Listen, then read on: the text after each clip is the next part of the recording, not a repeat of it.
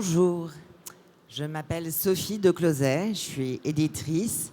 Je dirige depuis un peu plus de 3 ans les éditions Flammarion et avant ça, je dirigeais les éditions Fayard.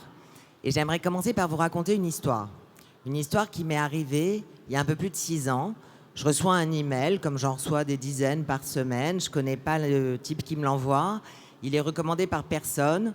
Il n'a jamais écrit de livre. Il est journaliste freelance. Et il vient de faire un article sur des amours homosexuels dans des EHPAD. Un article très délicat. Et au cours de ce reportage, les gens lui ont dit que dans cet EHPAD qui était le plus luxueux, le plus cher de France, il y avait de graves dysfonctionnements. Et il se demande si ça ne pourrait pas faire un livre. Je le vois une semaine plus tard. Le type est extrêmement sympathique. Il a une petite trentaine, super ambitieux, super malin. Mais je suis très dubitatif sur son projet parce qu'un EHPAD, certes, on paye très cher et où les gens sont maltraités, ça fait un article, mais pour moi, ça ne fait pas un livre. En revanche, s'il est capable de me dire que dans d'autres EHPAD, il y a d'autres dysfonctionnements, alors là, on peut discuter. Il me dit OK. Il revient 1 mois plus tard. Il a des infos assez solides qui montrent qu'en effet, dans plusieurs EHPAD, il y a des graves dysfonctionnements. Je lui fais un contrat, une avance très raisonnable, une enveloppe de frais. On trouve un nom de code parce qu'on est un peu joueur et qu'on veut être sous les radars. On appelle ça le système. Et puis, il commence à travailler. À ce moment-là, personne, ni Victor ni moi, on est courageux parce qu'on ne se rend pas bien compte des risques potentiels. Mais au fil de son enquête, qui a duré 3 ans, il revient me voir assez vite et il apparaît qu'il est en train de s'en prendre directement, férocement, au géant mondial du secteur privé de la prise en charge des personnes âgées. C'est un groupe qui s'appelle Orpea, qui pèse 6 milliards d'euros. Lui, donc, il est journaliste freelance, il vit de ses piges et de l'avance que je lui ai donnée. Moi, je dirige une boîte qui fait le chiffre d'affaires d'un carrefour de province. Cette boîte appartient certes à un groupe plus important, mais ce groupe n'est évidemment pas du tout au courant de ce que Victor et moi, on est en train de faire. Mais ceux qui ont tout de suite compris l'importance de ce qui était en train de se jouer, c'est tous les gens, les familles, les patients, les aides-soignants, les cadres, les membres de la direction de ce groupe qui ont accepté de parler à Victor Castanet, puisque c'est de lui qu'il s'agit, qui ont accepté de lui transmettre des documents, qui ont accepté de témoigner, pour la plupart à visage découvert. Et eux, ils se rendent bien compte qu'ils prennent des risques considérables. Donc c'est dans le lanceur d'alerte, on les chouchoute, on les rassure, on les écoute, on les protège, mais surtout, on a une peur, c'est qu'on ne veut pas les décevoir. Et pour ne pas les décevoir, il faut surtout que le livre ne sorte pas dans l'indifférence. Et il se trouve que c'est le cas quand même de beaucoup des livres qu'on publie. Donc je mets en place un collectif à mesure que la date de parution s'approche, avec des journalistes d'investigation super expérimentés, Gérard Davet et Fabrice Lhomme du Monde qui relisent le manuscrit, un avocat spécialiste, Christophe Bigot, qui nous aide à blinder la relecture du manuscrit, et pour la com, une équipe de choc avec une attachée de presse géniale, Sandy Rigaud, et un spécialiste de la communication de crise, Grégoire Kopp. Et puis fin janvier 2022, le livre sort, il s'appelle Les Fossoyeurs, il crée une onde de choc incroyable dans l'opinion publique, il impose le débat sur le grand âge dans la campagne présidentielle, l'action d'Orpea s'effondre, des commissions d'enquête se créent, des mises en examen de dirigeants ont lieu, et puis par ailleurs, ça ne gâche rien, c'est un immense succès de librairie, puisqu'aujourd'hui, on en a vendu à peu près 300 000 exemplaires.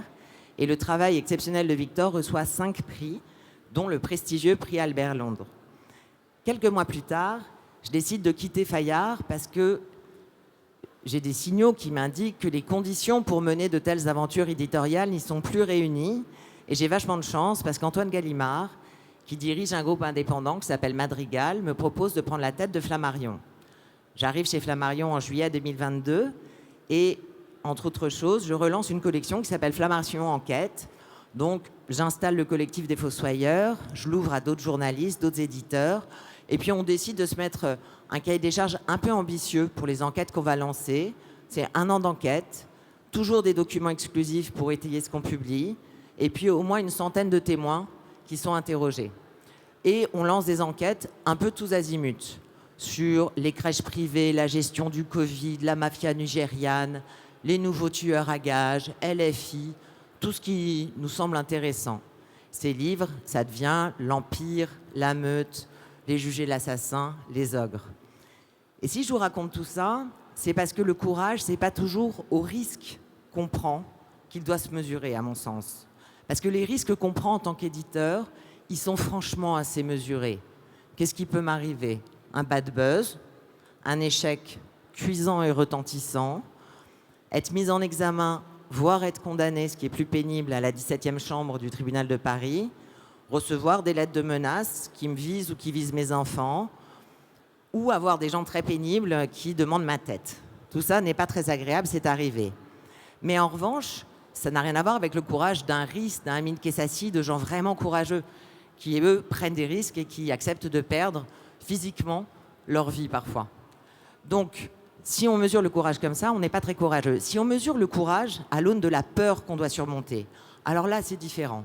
Parce qu'on vit dans une époque qui est tellement obnubilée par la peur, au moindre tweet. Dès que vous sortez de chez vous, vous regardez les infos, on vous balance des phobies, des flips pas possibles, des craintes. Et donc, si être courageux, c'est être face à une peur et la surmonter, alors là, oui, on est courageux. Mais en revanche, il me semble que plutôt que se raconter qu'on est courageux toutes les 5 minutes, on devrait tous essayer d'avoir moins peur, que c'est ça notre gros sujet. Et pour avoir moins peur, pour moi, il y a un truc qui est pas mal, c'est qu'il y a des livres. Et tant qu'il y a des livres qui scandalisent, qui gênent, qui émeuvent, qui posent des problèmes, on a un refuge. Mais ce refuge aujourd'hui, il est un peu attaqué. Et pour finir, j'aimerais vous parler de mes 2 grosses peurs d'éditrice qui ont été résumées par 2 auteurs d'anticipation. Il y a George Orwell, l'auteur de 1984, qui dit qu'il a peur d'un monde dont les livres seraient bannis. Et ce monde, on vit à l'orée de ce monde-là. Et pas seulement dans des dictatures. Si vous regardez aux États-Unis, Mouse d'Art Spiegelman, par exemple, est banni de plein de bibliothèques. On interdit un nombre de livres fous dans les programmes scolaires. Mais cette menace, on peut lutter contre elle. Ces livres, on y a encore accès. Il y a une deuxième menace, en revanche, qui fait beaucoup plus peur. C'est celle que brandit Aldous Huxley. Lui, c'est l'auteur d'un livre qui s'appelle La guerre des mondes. Et lui, il avait peur d'un monde dont on ne bannirait pas les livres pour une bonne raison, c'est que plus personne ne les lirait. C'est que les livres n'existeraient plus. Et ce monde-là, c'est plus un fantasme d'auteur de science-fiction. Ce monde-là, il est devant nous parce que les chiffres sont abominables. Le recul de la lecture chez les adultes, chez les jeunes et surtout chez les enfants atteint des proportions qu'on ne connaît pas, qui sont inédites. Et ça, c'est vraiment flippant. Pas seulement pour le chiffre d'affaires à long terme des éditions Flammarion, qui vous concerne peu, mais c'est flippant parce que lire, c'est avoir accès à la sophistication, à la complexité du langage, à des raisonnements, à du silence, à de l'attention. Parce que depuis que la lecture s'est développée dans toutes les couches de la société, il y a à peu près 3 siècles, elle a toujours été vecteur d'émancipation, de liberté. Elle a toujours gêné les superstitions. Elle a toujours été un problème pour les tyrans et pour les puissances. Et donc un monde où la lecture diminuerait est un monde probablement terrifiant, puisque sans lecture, sans information, sans éducation, il ne peut pas y avoir de démocratie solide. Alors pour faire face à ça, il y a un petit truc tout simple qui va vous paraître ridicule par rapport aux menaces que je viens de vous brandir et au portrait que je viens de faire, c'est lire. Lire pour soi, 1 quart d'heure par jour, en silence. S'offrir juste 1 quart d'heure pour lire n'importe quoi. Et au bout de quelques semaines, on dort mieux, on est apaisé, on est plus serein, et c'est des neuroscientifiques qui le prouvent.